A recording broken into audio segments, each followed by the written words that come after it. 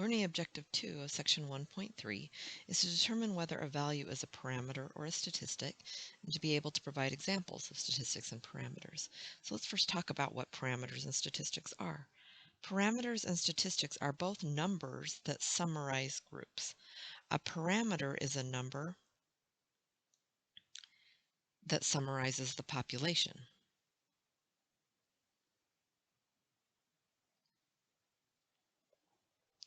Remember that the population is the entire group that we are interested in studying.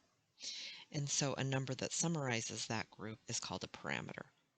A statistic is also a number that summarizes a group. I'm just going to use some ditto marks here. But the statistic summarizes the sample. Remember that the sample is the group of observational units that we actually observe or measure.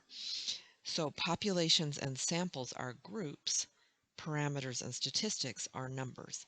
The parameter and the population go together. Notice that parameter and population both start with P. Statistic and samples go together. Statistic and sample both start with S.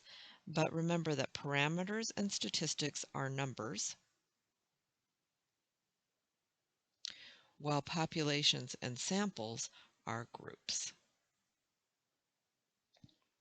All right, so let's look at this example.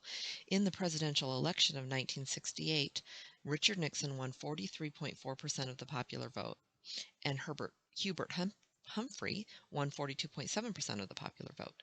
In a Gallup poll conducted in September of 1967, 43% of those polled favored Nixon, while 28% favored Humphrey. For each of the numbers below, determine if it is a parameter or a statistic and circle your choice. So, the popular vote was for the whole population. These are the results of the entire election in 1968. The Gallup poll was a sample. So let's look to see where those numbers came from. 43.4% came from the popular vote for the whole population. So that means it's a parameter. 42.7% also came from the whole population, so it's also a parameter.